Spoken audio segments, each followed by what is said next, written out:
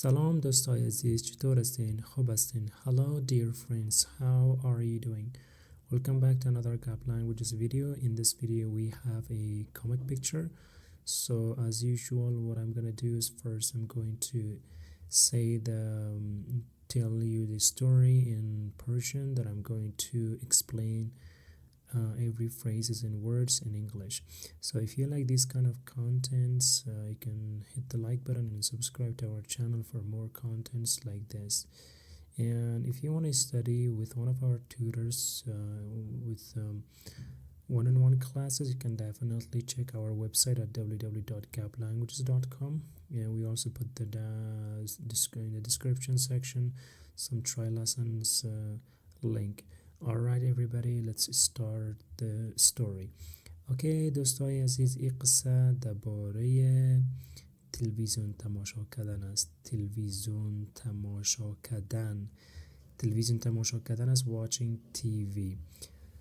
در تصویر اول میبینیم دو بچه هست اینجا، سه بچه هست اینجا. Sorry, it's not three boys. دو بچه و یک دختر است. اینا با هم خوار برادر هستن. خوار برادر is siblings. خوار sister، برادر از brother. اونا با هم تلویزیون تماشا میکنن. They watch TV together. مادرش میگه بچه بیاین امرایم کمک کنین. It means please come and help me.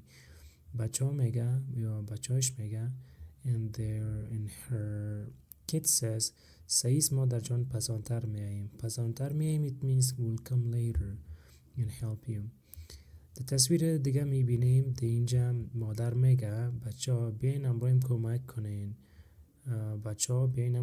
boys please come and help me.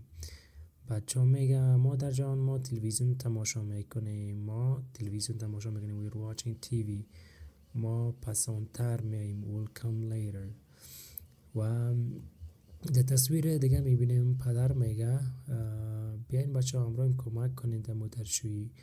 The father says please come and help me with washing the car. پدر میگه که من موترم میشویم. I'm washing the car.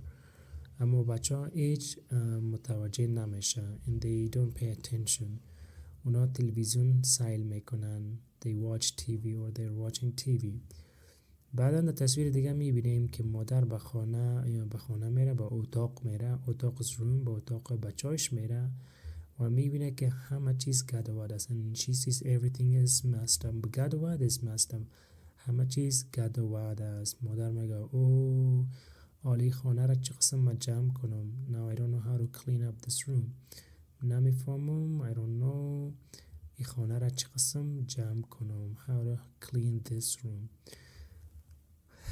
باز مادر به بچه‌اش میگه بچه بیاین امروز کمک کنید. Please come and help me. بچه‌اش میگه سعیز مادر جان ما پسان میایم. We'll come later. پسان میایم it means we'll come later. پسان میایم امروز کمک میکنیم. We'll help you. آل تلویزیون سیل داریم. Now we're watching TV. در تصویر دیگه میبینیم پدر و مادر پیش خود فکر میکنن. They think to themselves و میگه چه قسم ما میتونیم توجه اطفال خود جلب کنیم.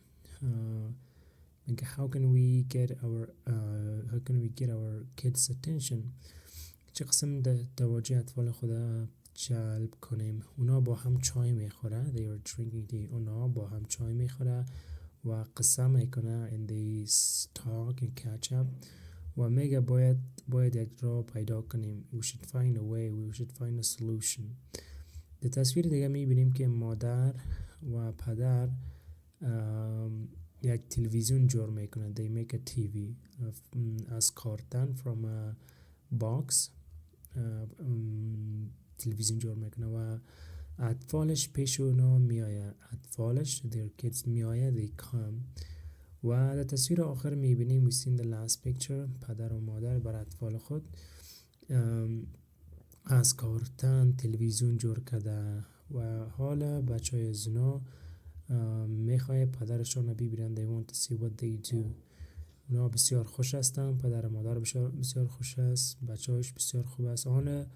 حال اونا دیگه تلویزیون سیل نمیکنه، اونا به تلویزیونی که پدرشون جور کرده سیل میکنه. نه they don't watch TV, they watch the TV that their parents made. بله دوستای عزیز، این قصه بود. امید که قصه را خوشتون آمده باشه و انشالله در درس های دیگه میبینیم. فعلا خدا حافظ. See you later. Bye.